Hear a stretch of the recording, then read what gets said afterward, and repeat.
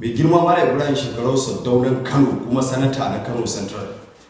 Ga wani dan tsokaci da zabi wannan ishu ne namu kuma duk wanda zai fito ya faɗi gaskiya ya san wannan abin yana faruwa a gidan Malan Ibrahim shekarau. A ce wai wannan dan bilki kwamanda wanda har yanzu bai iya sa riga ko takalmi ba basu yake saboda mu dan bilki ba mu san kana arziki ko rufin asiri ba.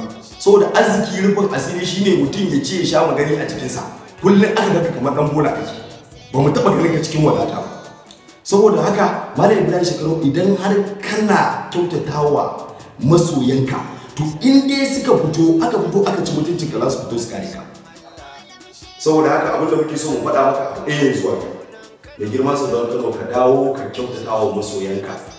In aka taba ka sai su yi bakin ciki, idan aka faranta ma sai su yi murna.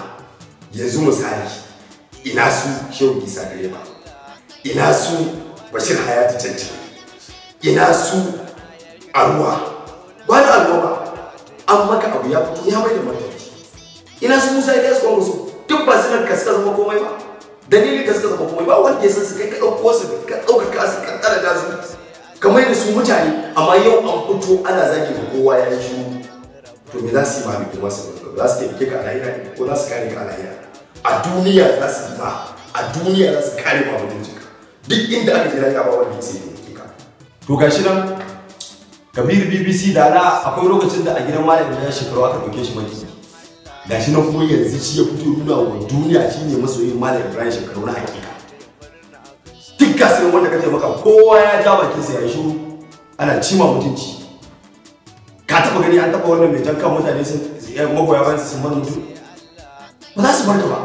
Saboda haka mu ma ba bari muke ba. Billahi lazi la ilaha illa huwa dan bilki kwamanda shugaban masu hasada na duniya da kaci da bakin ciki dan ka tara komai. Ba za mu baka ba.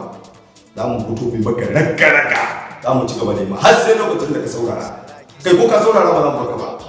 Mai girma a ruwa jagorancin ka yayi kuma muna bin bayan ka kari bisa dare. Ka fito ka ƙara cika wani daga zaran bilki kwamanda saboda ka nuna mana kai ne dan halaka wurin Sardaunan Kano. Ita maslaha wato kaman ciwo ne, rana ɗaya sai ciwo ya shige ka amma sai ka shekaru ma kana shan magani.